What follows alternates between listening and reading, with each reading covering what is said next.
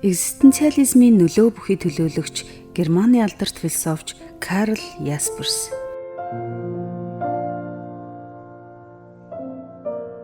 Тэрээр 1883 оны 2 дугаар сарын энэ өдөр Германы Олденбург хотноо төржээ. Өдгөө түүний 142 жилийн ой төхөөж байна.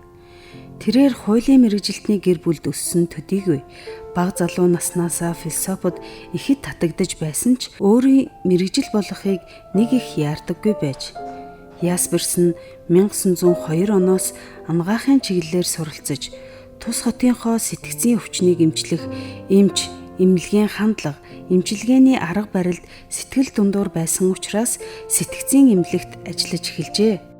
Өөрийгөө сэтгцийн эмгэг судлалын салбарт хувьсгал хийхэд зориулж байсан ч оюуны эрэл хайгуул нь түүнийг философийн факультетэд боловсрол олгоход хүргэсэн байдаг. Ясперс сэтгцийн эмгэгийн ерөнхий сэтгэл зүй сэдвт судалгааны ажлаараа 1913 онд амгаахын докторийн зэрэг хамгаалж 1916 онд сэтгэл судлалын профессор цол хүртжээ. Сэтгэл судлалын чиглэлээр хийсэн түүний үйл хэрэг аажимдаа сэтгэл судлалын ертөнцийг үзэх үзлийн философийн асуудлууд болж хувирсан юм. Ингээд тэрээр Heidelberg-ийн их сургуулийн философийн багшаар ажиллаж эхэлсэн ба энэ хугацаанд Макс Вебертэй нөхөрлөж эхэлсэн байна.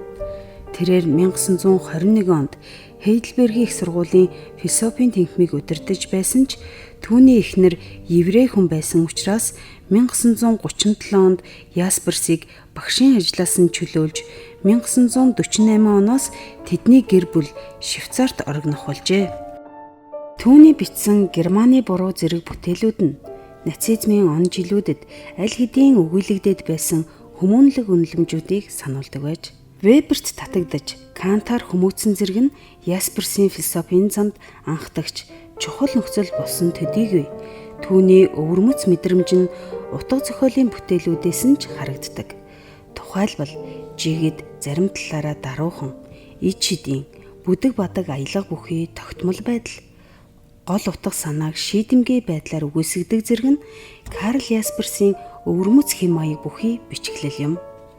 Түүний үзлэр философийн эрх зүйлэл бол хүн өөр рүүгээ ирж байгаа үйл ажээ. Тодорхойлбол хүний амьдралд тулгардаг тодорхой даван туулшгүй нөхцөл байдлууд байдаг. Үүнд үхэл, зовлон, тэмцэл, гин буруу зэрэг орно. Эдгээр нөхцөл байдал буюу эрэмгийн нөхцөлтэй нүүр тулсан үед л хүн өөрийн жинхэнэ ахуйг ухамсарлах боломжтой ажээ. Тиймээс философи бол эцсийн үнэн биш, харин хүмүүсийг үнэн рүү хөтэлдэг хэрэгсэлгээд философийг нэг том системчлэл болгох гэсэн гээгдлийн үзэл баримтлалаас эрс ялгаатай байр суурьтай байжээ. Ясперсийн ийм үзэл баримтлал нь орчин үеийн философийн боловсрол, шүүмжлэл сэтгэлгээний хөгжилд ихээхэн нөлөө үзүүлсэн юм.